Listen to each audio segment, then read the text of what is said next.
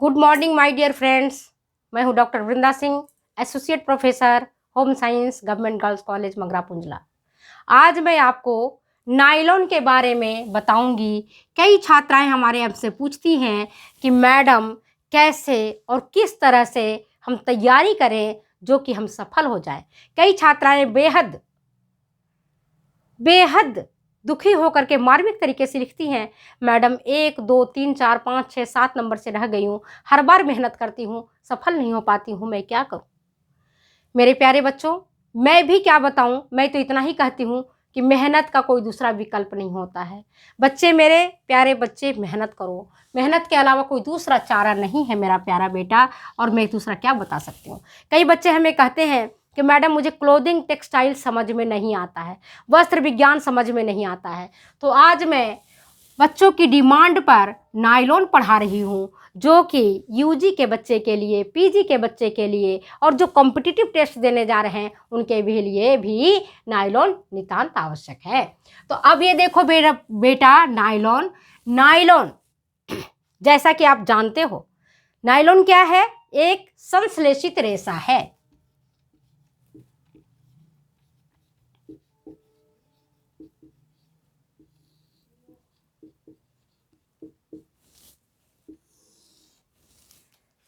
संश्लेषित रेशा है।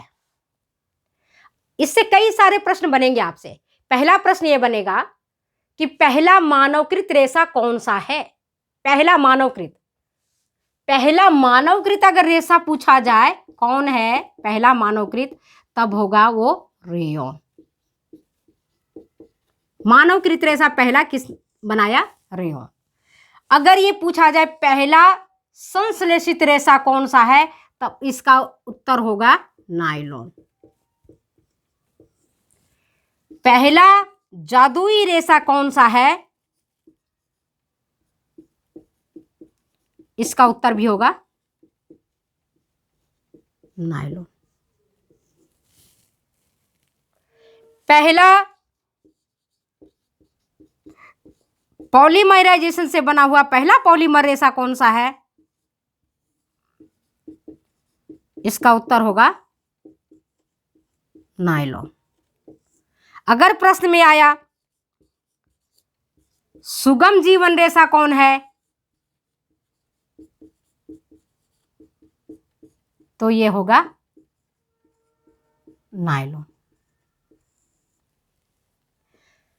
जब हम आपको नायलॉन पढ़ा रहे हैं तो जो हमारे बच्चे अभी विश्वविद्यालय परीक्षा देने जा रही हैं, अगर परीक्षा में नायलॉन शब्द, अगर कई बार तो परीक्षा में प्रश्न ऐसे आते हैं कि नायलॉन रेशे की निर्माण प्रक्रिया को समझाइए और इसके रासायनिक विशेषताओं का वर्णन कीजिए, या नायलॉन की सबसे पहले खोज किसने की थी, तो आपको नायलॉन पता चल गया कि हमको नायलॉन के बारे में बताना है।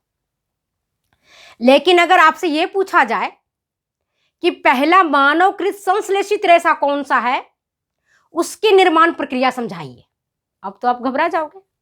आप सोचोगे रेयॉन है या नायलॉन है कि डेक्रोन है, ग्लास फाइबर है, क्या है, मैं क्या लिखूं, भूल जाते हो। आप गलत आंसर कर देते हो। जब पहला प्रश्न गलत है, पहला प्रश्न का आपको कॉन्सेप्ट गलत समझ में आया, आप आगे से आगे गलती करते चले जाते हो और आपके जब नंबर मिलते हैं तो हो जाते हैं 0। क्वेश्चन भले 5 नंबर का हो या 7 नंबर का हो या 10 नंबर का हो, कितने नंबर मिलेंगे? 0 मिल जाते हैं, लड्डू मिल जाते हैं। ठीक है, तो हमें कंसेप्ट समझना पड़ेगा पहले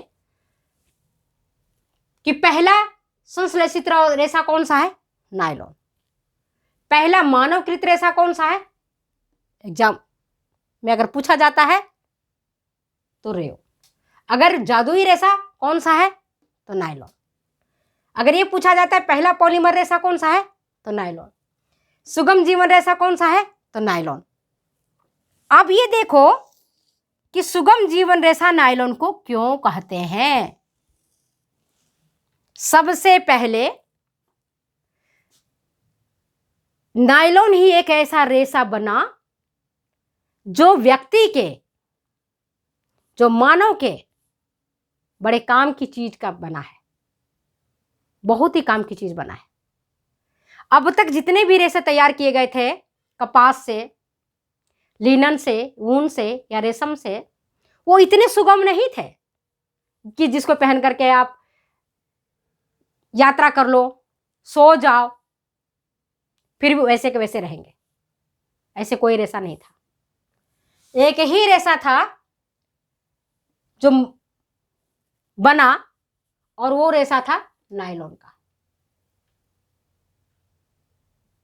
जिसको पहन करके आप अगर जर्नी में चले जाओ तो उसको पहन करके आप ऑफिस में भी जा सकते हो, क्योंकि वो कपड़ा वॉश एंड वियर कहलाया। कपड़ा धो और पहनो, पहला वॉश एंड वियर कपड़ा नायलॉन। वॉश एंड वियर, पहनो और धोवो, है ना। इसको ऐसे भी कर सकते हैं, धोवो और पहनो, धो डालो एंड पहन डालो, ठीक है, धोवो और पहनो। सुगम जीवन रेशा कहलाया नायलॉन। इसी प्रकार से पहला पॉलीमर रेशा नायलॉन कहलाया। पहले बार की जैसा कि मैंने आपको बताया था, नायलॉन रेशा का खोज कौन किया था? डॉक्टर वेलेस एच कैरोथर्स,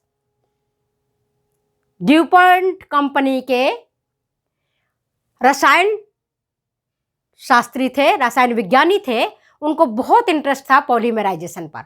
उन्होंने ही पॉलीमराइजेशन प्रक्रिया से जो रेशा तैयार किया उसका नाम पड़ा नायलॉन। नायलॉन का कोई शाब्दिक अर्थ नहीं है, बल्कि बोलने चालने की दृष्टि से इसको नायलॉन, इसका नाम दिया गया है। बोलने चालने की दृष्टि से इसका नाम नायलॉन पड़ा, ठीक है। पहला पॉलीमर रेशा क्या कहलाया? नायलॉन। कैसे बना? जब वो प्रयोगशाला में काम कर रहे थे और हेक्सामिथिलिन डाइएमीन को एडीपी अम्ल के साथ मिलाया, तो देखा कि उससे तो उसको आगे प्रक्रिया करते चले गए तो देखा कि उसमें धागा तैयार हो गया, नायलॉन तैयार हो गया, रेशा तैयार हो गया। और ऐसा रेशा जिससे हम कपड़े पहन सकते हैं। और उस रेशे में कौन सा गुण था? जादुई गुण था, जादू वाली रेशा। अब तक ऐसा कोई रेशा ही तैयार नहीं हुआ था, जैसे कपास के रेशा, लिनन का रेशा, रेशम का रेशा, ऊन का रेशा, उन सब में जो गुण था उससे बिल्कुल अलग गुण था इसके नायलॉन के रेशे में। इतनी अलग गुण, इसकी चमक पूछो मत, इतनी अच्छी चमक, रंग जाए नहीं, बार बार धो बार बार पहनो, प्रेस करने की जरूरत नहीं, कपड़ा तुड़े मुड़े नहीं, श्रिंक ही इसमें नहीं पड़े, तुड़े मुड़े नहीं, कपड़ा मरोड़ नहीं हो कपड़े में। जादुई रेशा, तब नायलॉन को जादुई रेशा कहा गया कि भाई ये रेशा में तो जादू जैसा गुण है, जो कपास के रेशों में नहीं है, जो ऊन के रेशों में नहीं है, जो सिल्क के रेशों में नहीं है। मजबूती का ऐसा कोई सानी नहीं है, गजब की मजबूत रेशा है,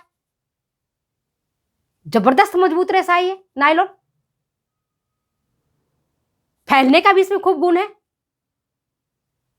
जैसे मोजे हैं नायलॉन के रेशे के बने होते हैं, आप पहन लो, पैरों में जाकर फिट हो जाएगा। अंडरगारमेंट से पहन लो, तो आपके फिट हो जाएगा, बाहर निकालो अपने मूल रूप को प्राप्त कर लेगा।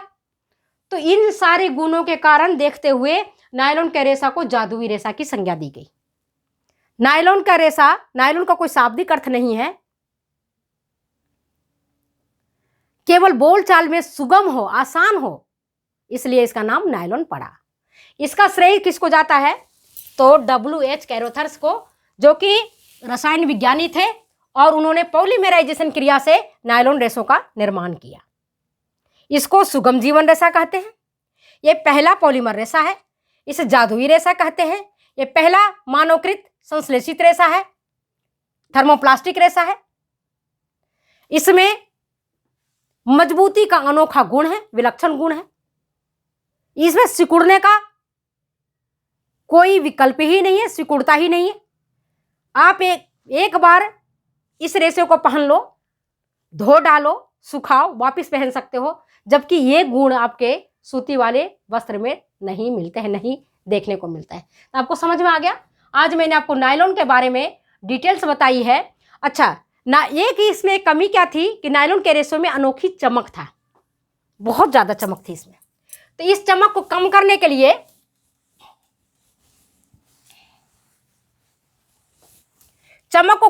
के लिए बेरियम सल्फेट या टिटेनियम ऑक्साइड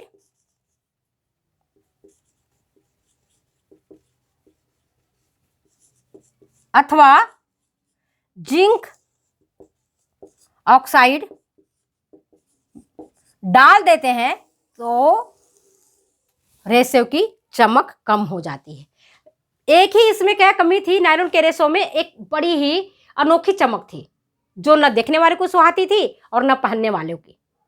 तो जब इसको हम तैयार करते हैं, नायलॉन के रेशे को जब स्पिंडल के छिद्रों से निकालते हैं, तो इसके कोलॉइडल सॉल्यूशन में ही उसकी चमक को कम करने के लिए रसायन डाल देते हैं, रासायनिक पदार्थ डाल देते हैं, जैसे बेरियम सल्फेट डाल देते हैं या टिटेनियम ऑक्साइड डाल देते हैं या जिंक ऑक्साइड डाल देते हैं, जिससे कि रेशों में जो आंखों को चुभने वाली चमक थी वो चमक कम हो गई। समझ गए बात को। और इसमें तो इसमें बहुत अच्छी इलास्टिसिटी का गुण है, फ्लेक्सिबिलिटी का अनोखा गुण है, इससे बेहद मजबूत धागे बनाए जाते हैं। आप जो कपड़ा सिलते हो, सिलाई करते हो, तो देखते हो किसके हैं धागे रहते हैं, नायलॉन के धागे रहते हैं, पॉलिस्टर के धागे रहते हैं। इसके बाद तो दुनिया भर के कृत्रिम रेशों का निर्माण हुआ, इतने ज़्यादा आर्टिफिशियल फाइबर बन गए जिसको कि अब गिनती नहीं है। मार्केट में चले जाओ तो आपको कन्फ्यूजन होगा कि कौन सा कपड़ा पहने, कौन सा कपड़ा हम नहीं लें। इतनी तरह की रेशे आपके बन के तैयार हो गए। तो आज मैंने आपको नायलॉन के बारे में पढ़ाया है। अगर आपको वीडियो अच्छी लगती है तो प्लीज़ शेयर करें, कमेंट करें, सब्सक्राइब करें, लाइक करने। फिर मिलेंगे हम अगले वीडियो में अगले एपिसोड के साथ। तब तक दो जाने की इजाज़त। Bye bye.